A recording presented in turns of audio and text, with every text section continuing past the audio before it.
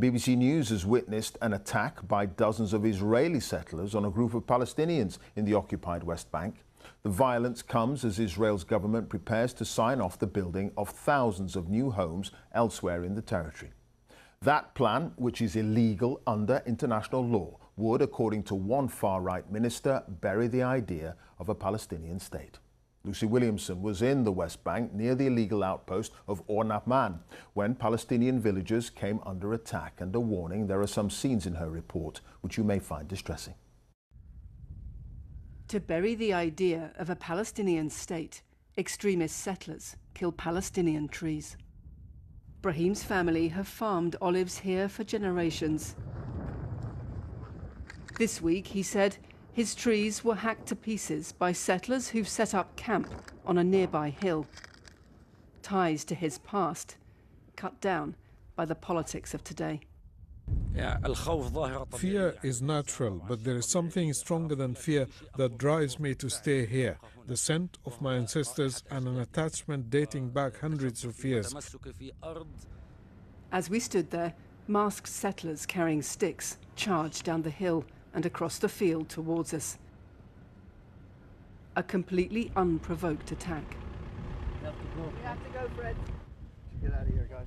As we pull back along the road, some of Brahim's neighbours turn up with catapults and stones. As settlers on a quad bike chase away a white truck carrying local volunteer emergency workers. This has now escalated into open confrontation between settlers and local Palestinians, with more people coming to join the fight on either side. Locals say this is happening almost every day now, and these are the tactics settlers are using to take the land, field by field. The speed and spread of this attack was breathtaking. Dozens of settlers fanning out across the hills. We watched them break into buildings, methodically setting fire to vehicles and homes.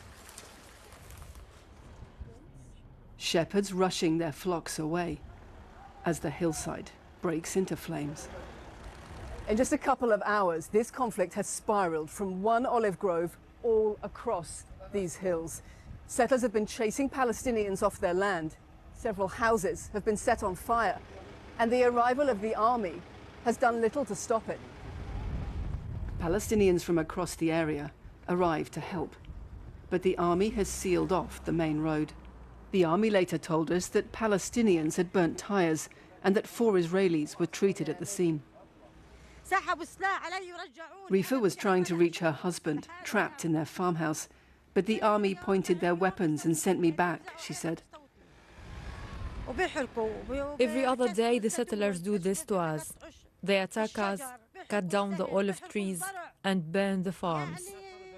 This is not alive. No one can stop them. We have nothing to resist them with. They have weapons, we have nothing. We weren't able to speak to any of the settlers involved. The local settlers' council told us there were elements on both sides seeking provocation, which it strongly condemned. Later that night, 18-year-old Hamdan Abu Elaya was shot by Israeli troops in a Mraya village nearby. He later died in hospital. Today at his funeral, his mother told us he'd gone to see the fires lit by settlers nearby. I raised him for 18 years, and he was gone in a minute, she told us. The Israeli army told us they'd shot at terrorists, throwing rocks and Molotov cocktails at them. His father said he refused to show the Israelis his tears. They thought if they killed our son, we'd leave, he said. I will not shout and scream and say, why is he gone? I'm not sad that he passed. I encourage young men to do anything they can against the criminal occupier. At the local mosque, a hero's welcome. In the language of this conflict, each birth and each burial only strengthens their ties to the land. Lucy Williamson, BBC News, the occupied West Bank.